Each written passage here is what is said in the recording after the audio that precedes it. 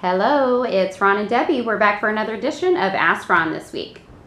Okay, first question, Ron, is from Bruce Quinn from Illinois. Hey, Bruce. Do I have to disclose I am a realtor when sending out yellow letters? I am weighing whether I want to get a license or not. Yes, you do, Bruce. You have to disclose that you're a realtor when you are doing any open advertising, regardless of whether it's ads or yellow letters or what. And whether you get a license or not, I don't know, man. That's entirely up to you. There's pros and cons for both. Of course, one of the downsides is that you have to disclose when you're mailing yellow letters. But there's a lot of upsides as well. Now, I get this question a lot. Well, what if my spouse is not a realtor and I am a realtor? Can my spouse just mail the yellow letters and me not have to disclose? And the answer, of course, is yes and no.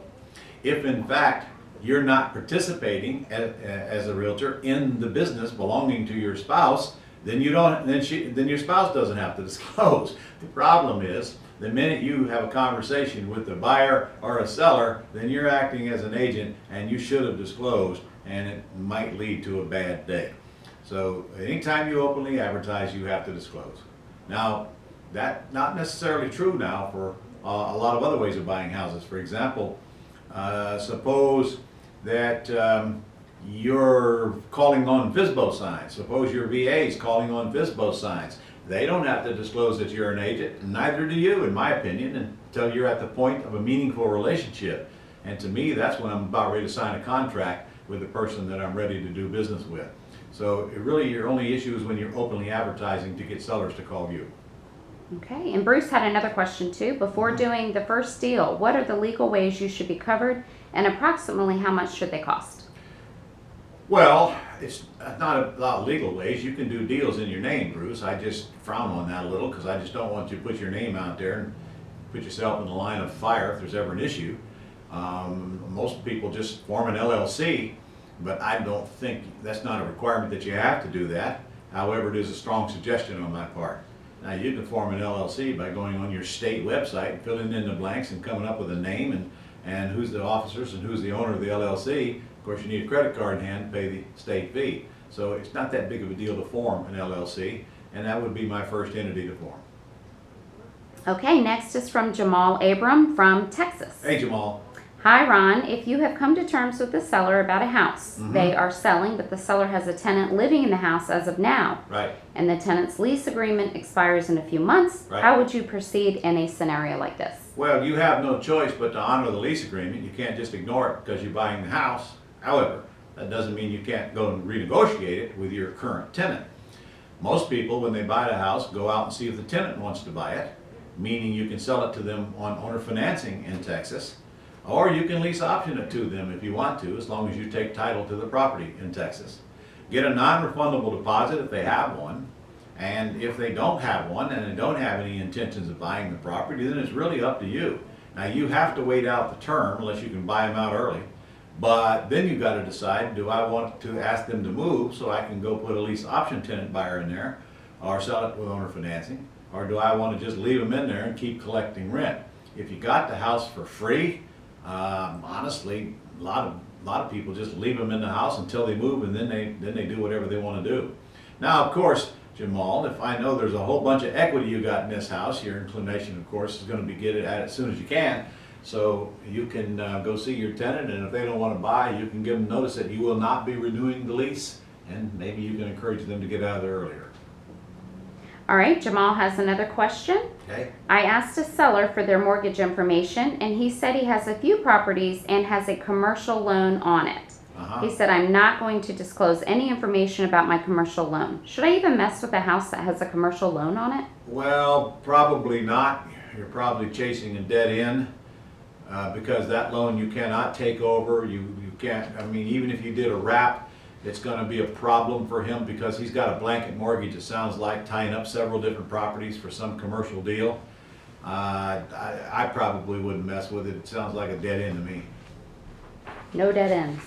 No dead ends. Pick low-hanging fruit. That's right. Okay, George Zink from Palm Beach Gardens. Hey, George. Okay, he's buying a fixed flip in Florida using private lending firm in Boston for a portion of the money. Okay, He has an LLC registered in Utah. okay, The Boston lender wants him to register his LLC with the state of Florida. The law firm in Utah says this is not necessary because buying, selling property in Florida is not defined as, quotes, doing business. The attorney for the lender says it is. Who's correct? Well, the person who has the money is correct. Regardless of whether they're correct or not correct. Now, the right way to do it would be to buy it in a land trust in Florida, which you should describe to them as a grantor revocable trust. None of this has anything to do with an LLC.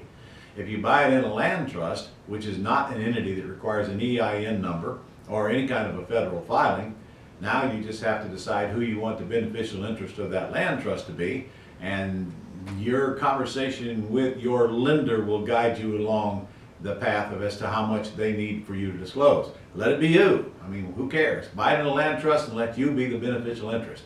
As far as the IRS is concerned, it doesn't matter anyway. It's only where the money goes into and comes out of and is reported and pays taxes on. They don't really care how it is titled. So if I were buying a house in Florida, buy it in a land trust. And I buy a lot of houses in Florida, and every single one of them are in a land trust. All right. Next is from Tamika Golson from Massachusetts. Tamika? She says, what are the beginning processes of dealing with a for sale by owner? Pick up the telephone and call them and get the information on our property information sheet, because until you do that, you have nothing else to go. Nothing else to do. Okay. Now, Next. by the way, there's plenty of lessons, Tamika, on the Gold Club site about doing that. You might want to go browse around. There's a box up the top. Just put in some keywords and maybe talking to a FSBO or calling a FSBO. I don't even know what the keywords. There's so many lessons on there. I just play around with it. And there's also a 17-minute video on how to call the FSBO and why you need the information you need on the property information sheet. I honestly can't tell you where it's at on the Gold Club site, but I do know it's at ronlegrand.com/FSBO, FSBO. And on the Gold Club site, Tamika, if you go to training and under training, Quick Start Real Estate School, residential real estate is where you want to go. There are more than 100 lesson videos right there. See, that's the problem. The site is so massive, I just can't remember everything that's on it. We Of course, do I have a can't lot remember of much of information. anything anymore. That's nothing. Okay, next up is Marianne Nunez from Oh, California. Marianne, where you been, girl? We missed her. Yeah. Okay, she's got two questions. First question, I have a rental in Oklahoma that I own, and a new tenant couple will be moving in. My plan is to offer a lease purchase once I know they have paid on time. So I'm guessing 6 to 7 months. The only concern... No, Marianne. You offer a lease purchase when they move in, girl. And of course, they don't move in until you get big deposit from them, thousands of dollars. You got to do that on the front end. You don't put a tenant in then offer an option after they pay. In fact, if they give you $10,000, $15,000, $20,000, your apprehensions about them paying goes away. People who give you substantial deposits like that pay, and if they don't, then they lose their deposit. Therefore, they pay. So you're going about it backwards, girl. Well, she's going to qualify it right here, Ron. This should help clear up your concern. She says the male's background check came up with a felony possession of a controlled substance. So That's what? when he was a teenager. Plus, they have 3 medical collections and a 526 to 552 credit score. That's perfect. Put them in the house if they got money. And what teenager didn't have some kind of an abuse of a controlled substance, Marianne? What planet do you live on? This guy just got caught. They didn't, that's all. That has nothing to do with you putting him in the house. Okay, so she goes on to say how he's turned his life around and all of that good stuff. Okay. Beautiful. Put him in a house. All right, as long as he got money, don't forget. Gotta have a bunch of money up front. And you didn't tell me what price house it was or anything like that, so I can't advise you on that. Yeah, I don't have any of that information. Okay, she has a second question. I own another property, but this one is in California, and I did a lease purchase. The tenant is executing her option to purchase the property. How about that? I used an attorney to close the lease option deal, but when I asked him how much he charges to do the closing for the sale, he said $1,000, which I would have to pay according to the RE purchase option agreement. I will have to come to the table with money to pay off the loan because I had to sell the distressed property at a low price. I didn't use the attorney because I didn't have the funds to pay him in the title policy and the money to pay off the loan. Oh, Marianne, stop. If you're going to sell the house for cash, just let an escrow company do it.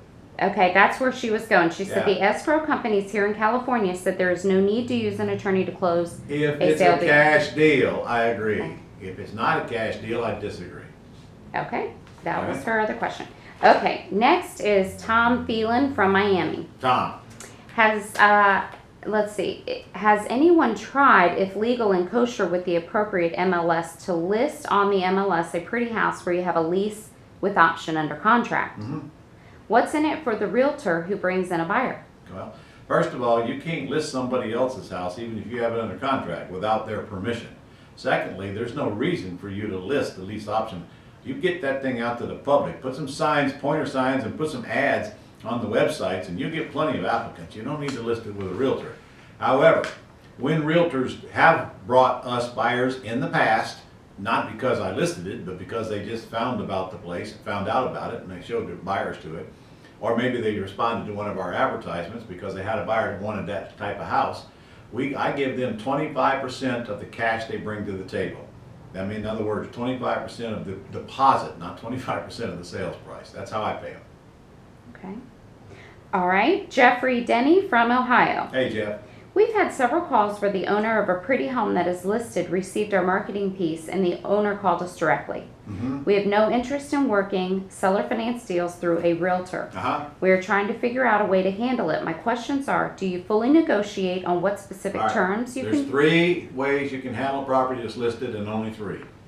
Number 1, if in fact you and the seller are in agreement on how you would buy the house if it wasn't listed, of which you have every right to talk to them about, especially since they contacted you, because you're not going behind the realtor. The seller contacted you. There's nobody that can stop you from talking to the seller. Now, let's say you agree. One of 3 things. Number 1, the seller can ask the realtor to release the listing. Now, the realtor does not have to release the listing. They have a legal binding contract, but many times they will. But make sure that the seller asks the realtor. You will have no conversation with the realtor, or you will not get the listing released, because they'll know the seller is just trying to get rid of the commission and sell the house. Second, you can let the listing expire. And I've done that many, many times, and then take action at that point. Or third, you can pay a commission, seller can pay a commission, or both, or you can negotiate the commission down, and any of those 3. However, do not put the property under contract now until one of those 3 things is going to take place, because if you buy that property while it's listed, you are guilty of tortiously interfering with the contract, and the realtor will likely sue you for commission along with the seller and win. Okay. Hope that answers the question. Yes. Okay, and he's got, let's see, Jeffrey has another question Okay. also. That was a Actually, good this is a 2-parter. I prefer to use the subject to wrap transaction for owner financing because of the safety it provides for future title issue compared to a land contract. Unfortunately, it is so uncommon in my conservative rural area that explaining it to sellers and attorneys is an uphill battle. What state are we in? This is Ohio. Oh, okay. My regular title attorney of 15 years had never heard of a wrap being filed in the county. Okay. For that reason, I'm abandoning the technique for the land stop. contract. The reason your attorney hasn't heard of a wrap is because they don't call them wraps, they call them land contracts. And please do not tell me that they don't know what that is, because that is extremely common in Ohio, a land contract. It is a wraparound device, but it's just not referred to that. Now, so I assume what you mean is you're going to buy a property subject to, and then you're going to sell it on a land contract. If that is correct, is that correct? Well, he went on to say the problem with the more common land contract is the land contract has the future risk of sellers' IRS liens, judgment liens, and others being filed against the title since the deed remains in the seller's name. Okay, well then if that's the case, then you want to get, if you have an issue with that anyway, then you absolutely can get the seller to deed you the property, and then they will take back a wraparound mortgage. And if your real estate attorney doesn't know what a wraparound mortgage is, I'm suggesting you probably should look for another one, because they absolutely do both of those things in Ohio. I used to live in Ohio, and I've done both of them in Ohio. And so get another attorney or use the land contract. Frankly, I wouldn't worry about it unless you've got some reason to believe that the seller's coming under attack. If they do have a lien or judgment comes against them, then they are responsible for it. Of course, that's not going to help you if you have to go back and sue them and all of that. So it is better to head it off at the pass if you can. And the only way you can do that is get the deed out of their name. Now, of course, if the seller is deeding you the property subject to, problem solved, that takes care of it. So it's not clear whether you're buying it on a wrap or selling it on a wrap. So the common thing to do in Ohio would be to buy it subject to and then sell it on a land contract. All right, on that note, we're all finished this week. Is that all? That's it. That's all you got? That's all. That's the best they could do this week. All right. Well, all right, okay, go guys, get out there and get some deals done and keep them flowing now. Don't forget our Gold Club call second Monday of every month, and make sure your property information sheets get in here on time so that we can go over them while we're on the call. See you soon.